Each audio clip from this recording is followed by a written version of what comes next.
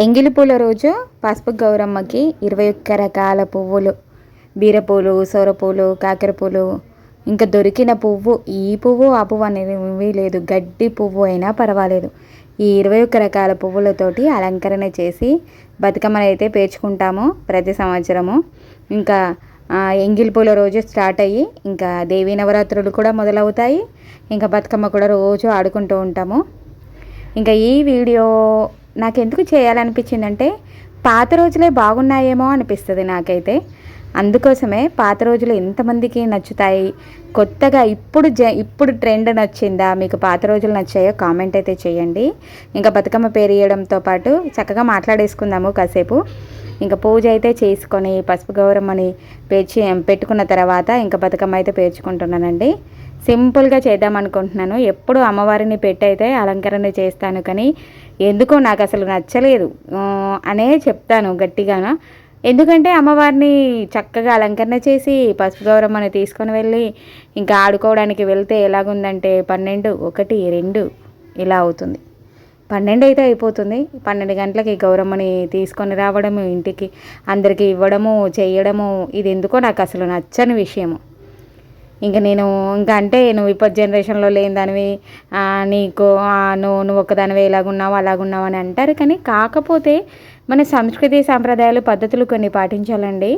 అమ్మవారు అంటే భగవంతుడు, దేవుడికి ఏదైనా చేయాలి, నవరాత్రులు అంటే అంత భయపడతాము, అంత అమ్మో పీఠం పెట్టుకోవాలంటే భయపడతాము, తర్వాత అమ్మవారిని కొల్చాలన్నా భయపడతాము. అంటే భయము అనేది ఉంటేనే భక్తి అనేది ఉంటుంది, శ్రద్ధ అనేది ఉంటుందేమో అనిపిస్తుంది. ఇంకా బతుకమ్మ విషయానికి వస్తే అసలు ఎటువంటి భయాలు లేకుండా ఇంకా 12, 1, 2, 3 మరీ సద్దుల రోజు అయితే 3 అయిపోతుంది. 5 గంటలకి బతుకమ్మ లేసి ఆ పాచినోళ్ళతోటి పసుపు గౌరమ్మని పూసుకోకుండా, వాయినాలు ఇచ్చుకోకుండా, సత్తులు ప్రసాదం పంచుకోకుండా అసలు ఎలాగైపోతుందంటే అసలు ఎక్కడికి వెళ్తున్నాము, ఏం చేస్తున్నాము, ఇది పద్ధత కరెక్టా కాదా? ఇంకా మాతో పాటు నేను చెప్పాలనుకుంటే పెద్దవాళ్ళు కూడా అలాగే ఉన్నారు. ఏమన్నంటే మేము చెప్పిన మాట వింటారా ఇప్పటి వాళ్ళని అనేవాళ్ళు కొంతమంది, ఇప్పటి వాళ్ళతో చిందులేసేవాళ్ళు కొంతమంది. అసలు పద్ధతి ఏంటి అని చెప్పేవాళ్ళు ఒక్కరు కూడా లేకపోవడం వల్లనే ఈ బతుకమ్మ ఇలాగ అయిపోతుందేమో అనిపిస్తుంది. ఇంకా రాను రాను ఎలాగైపోతుందో ఏంటో అని భయం కూడా వేస్తుంది. అసలు బతుకమ్మలు పేర్చడం తక్కువైపోయింది, ఇంకా డీజే డ్యాన్సులు ఎక్కువైపోయాయి. ఆ డ్యాన్సులు కూడా తలలు విరబోసేసుకొని కాళ్ళతో తన్నేలాగా కూడా ఆడుతున్నారు. అది కూడా నచ్చలేదు. అందుకోసమే అమ్మవారిని ఎప్పుడు బతుకమ్మలో పెట్టి చక్కగా లక్ష్మీహారం వేసి ఎంత బాగా తయారు చేసుకుంటానో పాత వీడియోలలో ఉంటుంది. కానీ ఈసారి ఎందుకో అమ్మవారిని అలా తీసుకొని వెళ్ళి అంత రాత్రి దాకా ఉంచి ఇంకా అలాగా కాళ్ళు ఆ డ్యాన్సులు సరిగ్గా వేయకుండా ఎందుకో నాకు నచ్చలేదు. అందుకే ఈసారి నుంచి ఇంకా అమ్మవారిని అలా పెట్టుకోకుండా మామూలుగా మనము గౌరమ్మ పెట్టుకుంటాం కదా, ఆ గౌరమ్మ పెట్టుకొని తర్వాత ఇంకా గుమ్మడి పువ్వు గౌరమ్మని అయితే పెట్టుకుంటున్నాను. ఇంకా అంతే. చూసారు కదా బాగుందా? ఇంకా చాలా సింపుల్గా పేర్చానండి. ఇంకా ఎందుకంటే మొదటి రోజు అదొకటి హెవీగా పేరిస్తే పట్టుకొని వెళ్ళడము కష్టమైపోతుందేమో అని దూరం వెళ్ళాలి కాబట్టి ఇంకా సింపుల్గా పేర్చుకున్నాను ఇలాగా.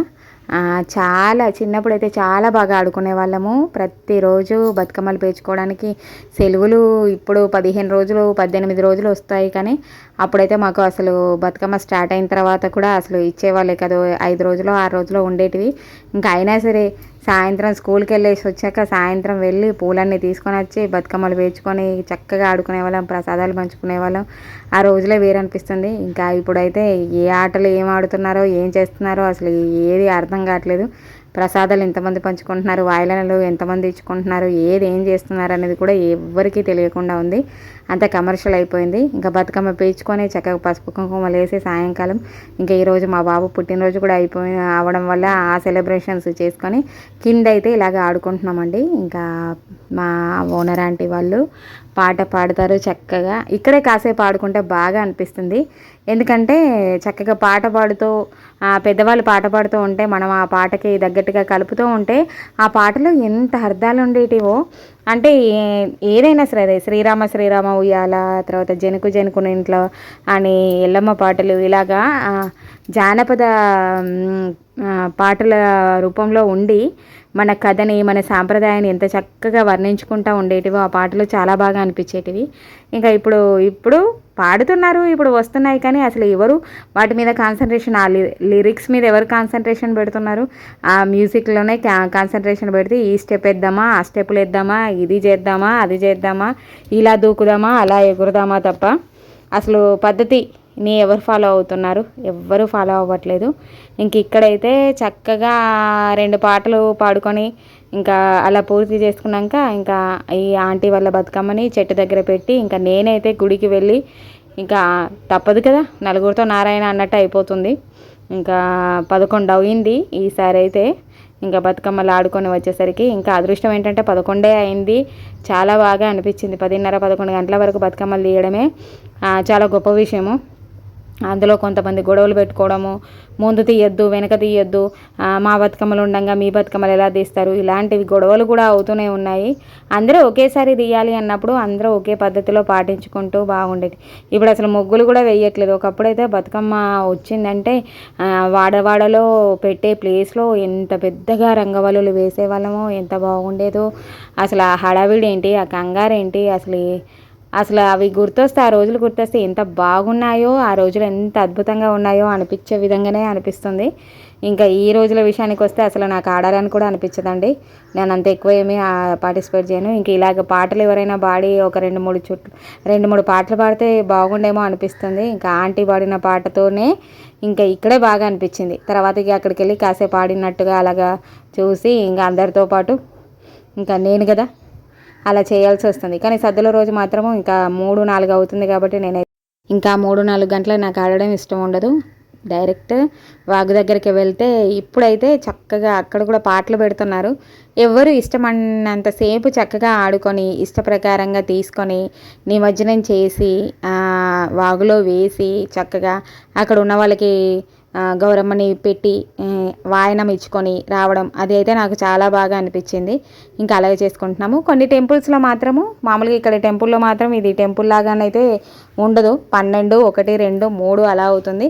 కాకపోతే మా ఊళ్ళో ఉన్న మంచి టెంపుల్స్, విశ్వనాథ ఆలయము, ఆ టెంపుల్లో మాత్రం చక్కగా 9 o'clock వరకు బతుకమ్మలు తీయాలి. చక్కగా 5 o'clock నుంచి వెళ్ళి ఆటలు స్టార్ట్ అవుతాయి. అక్కడ చాలా బాగా అనిపిస్తుంది. ఎప్పుడైనా వెళ్తే అక్కడికి వెళ్తాను, లేదంటే వాగు దగ్గర ఆడుకొని వేస్తాను. ఇంకా మొదటి రోజు అయితే ఇంకా కలవాలి కాబట్టి తప్పదు కాబట్టి ఇక ఇలాగ ఆడుకుంటానండి. నాకైతే అలాగ అనిపించింది. ఎంతమందికి పాత రోజులు బాగున్నాయి అనిపించింది? మీ పాత రోజులలో మీకు గుర్తొచ్చే సందర్భాలు ఏంటో కామెంట్ పెట్టండి. నాకైతే పాత రోజులలో చాలా బాగా గుర్తొచ్చేది ఏంటంటే బతుకమ్మ పేర్చడము ఎంత ఇష్టం అనిపించదో, ఎంత యాంగ్జైటింగ్ అనిపించదో. చక్కగా పూలన్నీ ఏరుకొచ్చి రకరకాల కట్ల పూలు, బీరపూలు, తర్వాత ఏ రకం పూలైనా సరే ఆ పూలను తీసుకొచ్చి చిన్న సిబ్బిలో పేర్చుకొని అసలు ఆ హడావిడి అంతా ఇంత ఉండేది కాదు. వాకిట్లో ముగ్గులు వేసేసి చాలా బాగా కోళ్ళాటలు కూడా ఆడుకునే వాళ్ళము, కానీ చాలా బాగా ఆడుకునే వాళ్ళము. ఇంకా ఇప్పుడు జనరేషన్లో చెప్పాలనుకునేది ఏంటంటే చక్కగా పద్ధతిని పాటించాలి. ఇక్కడ చూసారా ఎంతమంది జుట్లు విరబోసుకున్నారో. అసలు మనము అమ్మవారితోనే భావించాలి. బతుకమ్మ అంటే మన సాంప్రదాయము, మన తెలంగాణ సాంప్రదాయంలో ఆమె ఒక దేవత, అమ్మవారు. ఆమెని దేవతలాగానే పూజించాలి. మనం ఇంట్లో లక్ష్మీదేవి రోజు శుక్రవారం రోజు ఎంత పద్ధతిగా పూజ చేసుకొని ఎంత బాగుంటామో బతుకమ్మని కూడా అంత పద్ధతిగానే పెట్టి పంపించాలి అనేది అయితే నా ఉద్దేశము. మీరేమంటారో కామెంట్ బాక్స్లో తెలియండి. మరొక వీడియోతో మళ్ళీ కలుసుకుందాం. Thank you.